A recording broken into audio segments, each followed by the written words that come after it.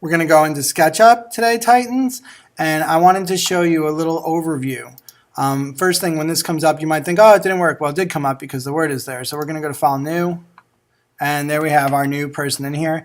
What you'll notice is some of the toolbars different, so all of our shape controls or tools aren't shown. So you might have to do this to be able to see the other shapes in here. So they're still there. It's just more difficult to see. There's some more under this too. There's actually a new tool in there.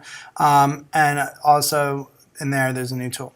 So I wanted to show you that. I also wanted to show you that if you go to View, Tool Palettes, Large Tool Set, you'll get the full tool palette right here. So that's more like what we dealt with. They're just easier to reach. I prefer it this way rather than having to click twice, oh, I need my circle, and then the next time I need a square, I have to go back to this again and reset the square or rectangle. So that's how you get around that, is by going to View, Tool Palettes, Large, and exposing this large toolbar.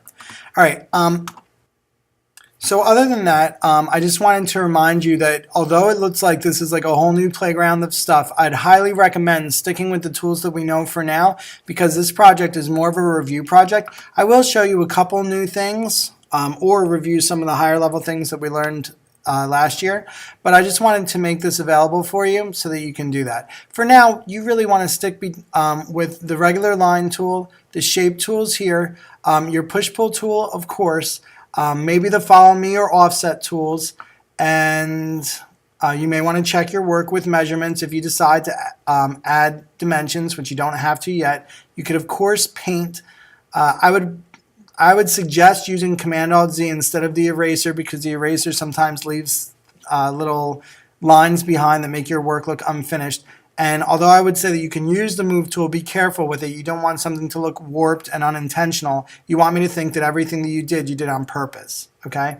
So don't warp with this. If you're using it to create points, like the roof of a house, you could certainly do that.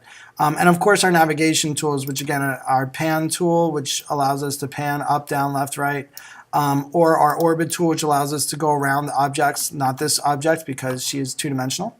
And of course our zooms you could use. Remember, if you're ever lost out in space, like you're this far away, or maybe you can't find your project anymore even, you could click this and it'll show everything that you've drawn so far, inclusive of your person here.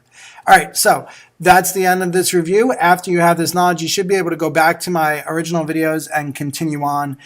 They'll make a little bit more sense now that you have access to these tools. So I hope you enjoyed this ultra short video. Please leave me positive feedback or subscribe, and tighten up, guys.